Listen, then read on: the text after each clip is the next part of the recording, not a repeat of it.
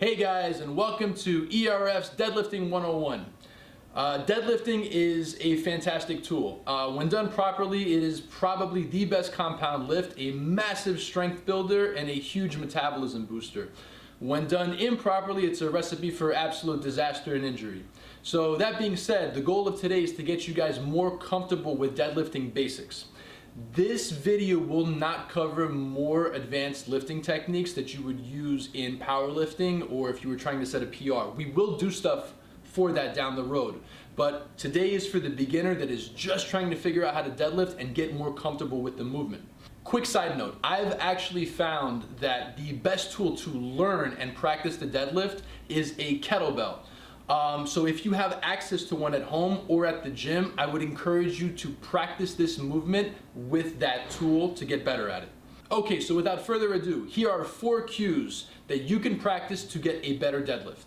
Cue number 1, location, location, location. Okay, so you're gonna have to pick the bell up off the ground. So the first question is, where should the weight be? The right answer is directly underneath you, between your feet, preferably closer to your heels. The reason for this is that when you deadlift, you engage what's called your posterior chain or your back muscles. And having the bell there allows you to most accurately engage those muscles. Additionally, the more the weight is underneath your center of mass, your core, the more you're gonna protect your lower back and engage your core. The further out the bell is in front of you, or the weight generally, the more you're gonna load up your lower back, which is a big no-no because we're trying to avoid injury at all costs. So keep the weight underneath you before you lift. Okay, with that sorted out, we're ready for our next cue, which is cue number 2, time to get low.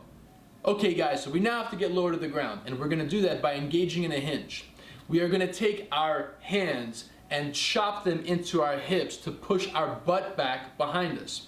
As you apply pressure here and push your butt back towards the wall, you're gonna start feeling your hammies stretch, and eventually you're gonna run out of room to work.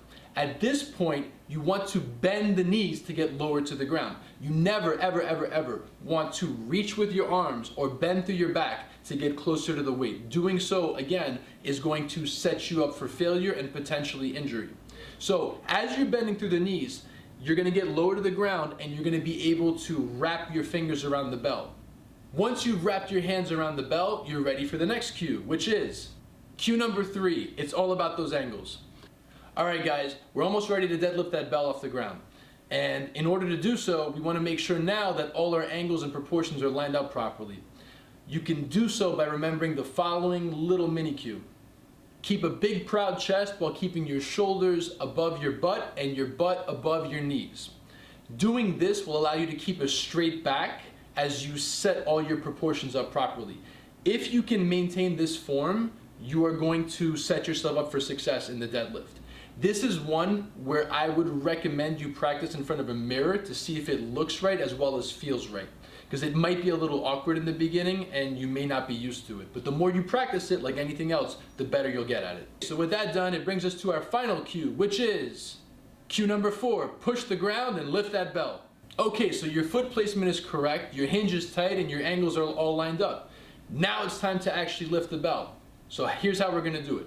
With your hands on the bell, I want you to engage in maximal tension. I want you to squeeze that bell as tight as possible. Now, you are going to push the ground away from you to lift the bell and straighten your body. I know it's a little bit of a misnomer, deadlift, because you're not actually lifting the bell. You are pushing the ground away from you to make the bell ascend.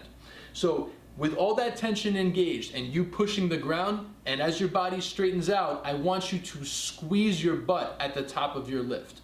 Doing so is the end range of motion for your glutes, as well as a way to protect your lower back. To get the bell back down to the ground, we're just gonna reverse engineer everything we did. We are gonna start by pushing our butt out back behind us. We're gonna feel the hammies stretch. We are then going to bend the knees to get lower to the ground. Remember, we never reach with our arms or through our back to get lower to the ground. Once the bell makes contact with the ground, you can stop bending your knees and let go of the bell. And guys, that's really all there is to it. As always, I would emphasize exercising caution when practicing a new technique. Don't start with weight that's too heavy for you.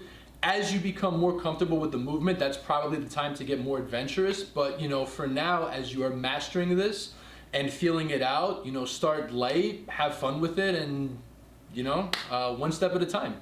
So with that said, I'll see you guys on the next video, and have a great day.